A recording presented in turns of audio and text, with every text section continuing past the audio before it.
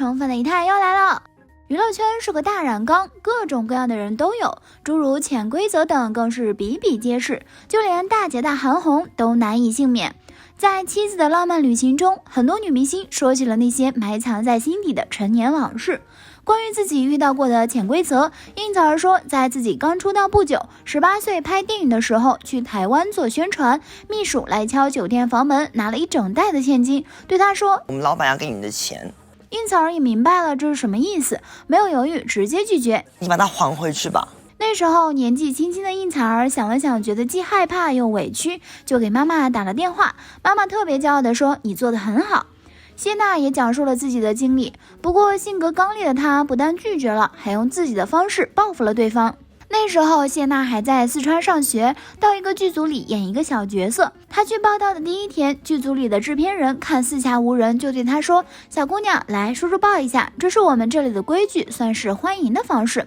谢娜再傻也知道这是顶着祝福的名义在明目张胆的揩油，不知道祸害了多少无知的少女。那时的她实在弱小，剧组里也没有认识的人，只敢对制片主任说用握手代替拥抱。但是制片主任坚持要有身体接触，谢娜见情况不妙，只能大喊着让他出去。制片主任怕事情闹大，只好离开。后来谢娜把制片主任的这个行为告诉了全剧组的人，让女同胞们都提防这个人面兽心的制片人。直到谢娜把自己曝光，制片人在剧组总是时不时的瞪她，但谢娜一点都不怕，甚至还搞了一些恶作剧。有一次看制片人的裤子洗了后晾在外面，谢娜就去借了一个打火机，烧了制片人裤子的裆部，并且还每天画一只乌龟贴在制片人的房门上。制片人这下是真的在剧组里抬不起头了，实在待不下去，没几天就走了。娱乐圈中很少有能像谢娜这样去报复对方的，大多数人遇到这样的情况，要么拒绝，要么默默忍受，很少有人会去声张。红了10几年的杨幂也自曝遭遇过潜规则，当时刚入行的她被很多导演看中，导演们甚至暗示她只要接受潜规则就能获得很多资源，被人捧红。这波操作在圈内早已见怪不怪了。有一次剧组的大老板给杨幂发信息，希望能陪自己，这对于还是新人的杨幂来说不知如何是好，最后找到了经纪人寻求帮助。经纪人自然明白娱乐圈中的一些内幕，他对杨幂说很正常，不用回就可以了。但娱乐圈的黑暗远不止此，杨幂本来在新红楼梦中已经定下了角色，结果某天夜里接到了剧组的电话，杨幂你明天不用来了，这个角色有更合适的人选。没等杨幂开口，对方就挂断了电话。这部戏是杨幂费尽千辛万苦才拿下了，拿到定金的她本以为稳了，为了能更好的呈现角色，还对着原型苦练了3个月，但临拍前一天晚上被换，令杨幂气愤不已。后来得知替换自己的女演员是制片人的新晋女友时，杨幂也就知道自己为什么会无缘无故被换了。也许正是有了这些经历，才有了如今的人间清醒大秘密。现在饰演爱情双丰收的戚薇也有过相似的经历，还是被别人爆出来的。知名导演李远曾曝光了一段某赞助商潜规则一线女星的内幕。这件事情虽然没有成功，但是已经严重影响了这位女星的工作，她就是戚薇。该赞助商提出500万元的陪睡条件，但被戚薇一口回绝。事后该赞助商恼羞成怒，并扬言要删光戚薇在回马枪中的戏份，还好最终被导演强硬的保留了下来。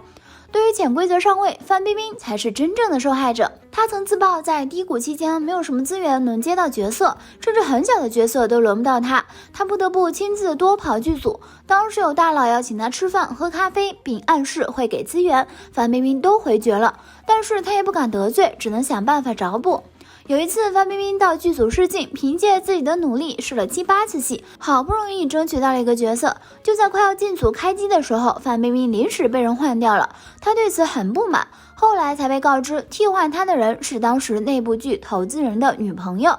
小姨妈邓家佳曾经也遭遇过潜规则，那时她还是北影学院的一名学生。一次机会，她见到一个剧组在招女主角，刚步入演戏的她一直都是跑龙套小角色，于是抱着试试的心态跑去面试。可没有想到是导演通知要到晚上去酒店面试，但主角这个角色对邓家来说诱惑实在太大了，于是她决定晚上到酒店去赴约。面试的时候，导演突然提到一个要求，让邓家佳脱掉衣服展示一下自己的身体，给出的理由是这部戏需要一个身材顶尖的女演员，想要看看她够不够格。虽然导演有正大光明的理由，但邓家佳不是傻子，自然明白导演的意思，他立马拒绝了导演，摔门而去。后来在节目上，邓家佳回忆此事时还说，只要是个正常剧组都不会有这么无语的要求。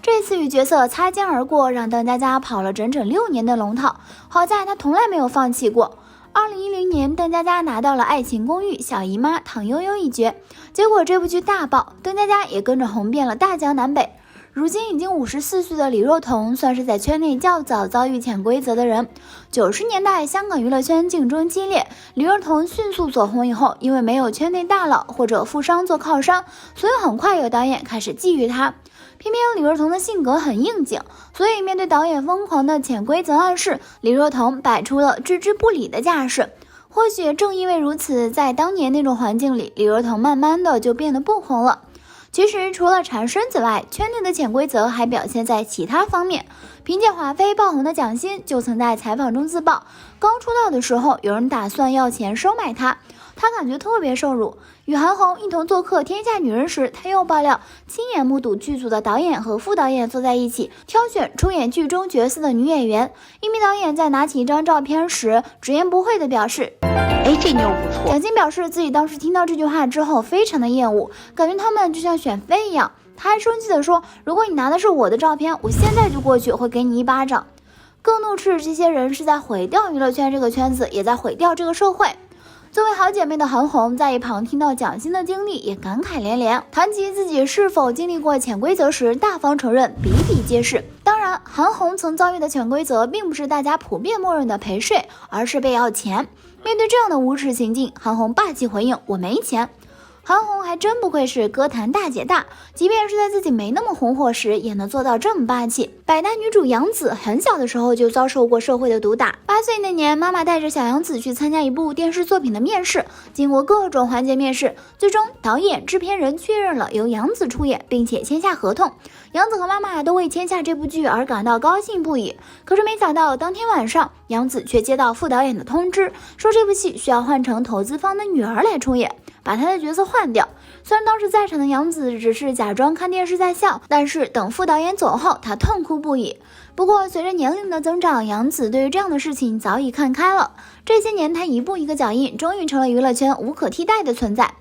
除了要钱、缠身子、换角色的潜规则外，在《演员请就位2》上，赵薇也曝光了一个潜规则，那就是女演员保质期。很多导演都不喜欢用大龄女演员，尤其是怀孕产子的女演员，所以赵薇在节目上呼吁，希望导演们能多捧捧女演员，当场就引起了倪虹洁等大龄女演员的共鸣。很多大龄女演员连主动去找代言都找不到，甚至不少的女性用品请的都是年轻男演员，可见这条年轻潜规则是硬核存在的。